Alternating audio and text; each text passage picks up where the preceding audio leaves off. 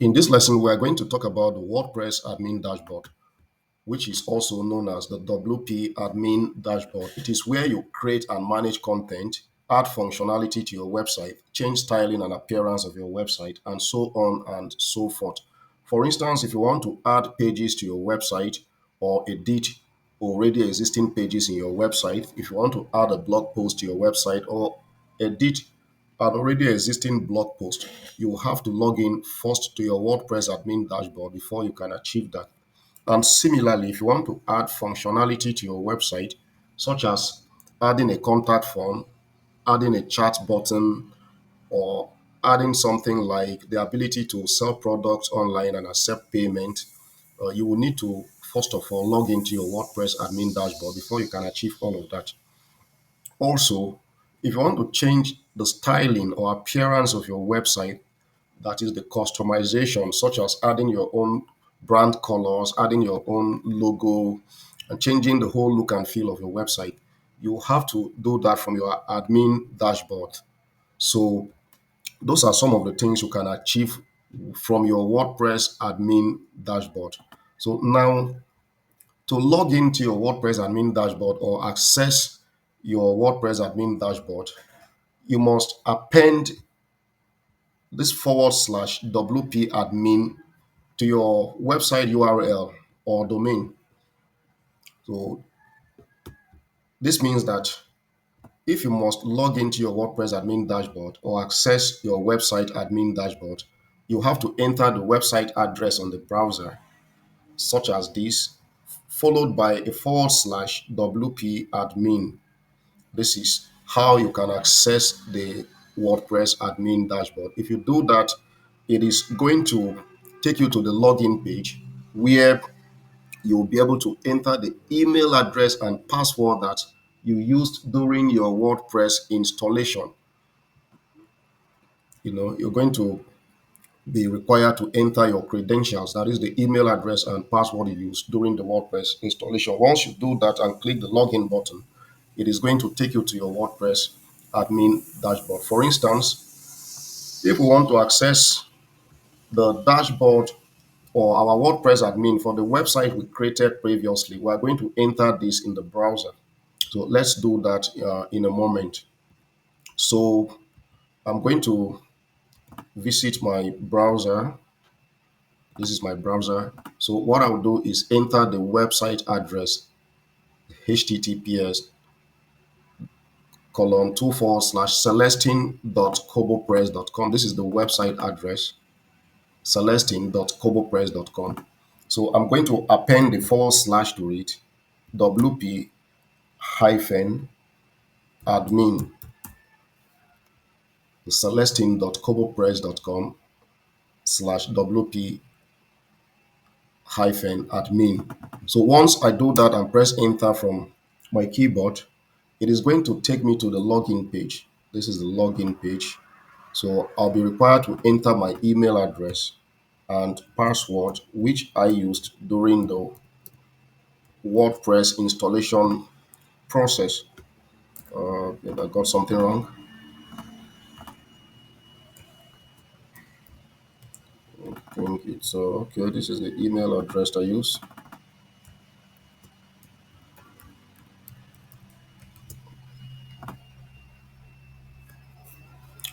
All right.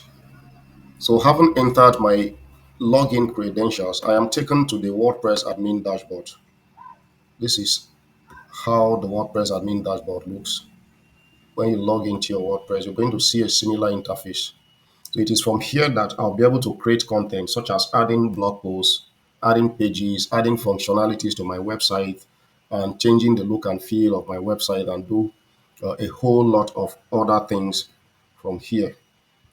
So this is your WP admin menu. This is your dashboard menu. So there are a lot of options here. So we are going to be treating all of this in subsequent lessons. But for now, let's do some basic settings. When you first create a website, there are some basic settings which I expect that you must do before you proceed with anything else. So to achieve those settings, you need to point to settings from your dashboard menu. When you point to settings, there are several options here. So the first option I want us to look at is the general option. So you have to click general from settings. So here, these are the settings which you must do. But there is something I want you to look at quickly. You look at this tab, membership tab. Anyone can register. So if it is a site that you expect people to subscribe to, well, you will need to tick this. Anyone can register on your site. And then you need to assign a default role for each person that registers on your site. So the default role is subscriber. So you leave it at this, so that whoever registers on your site is going to be regarded as a subscriber. The person won't have the same privileges like you, the admin or the owner of the website. So you can add users to your website and give them the role as subscribers.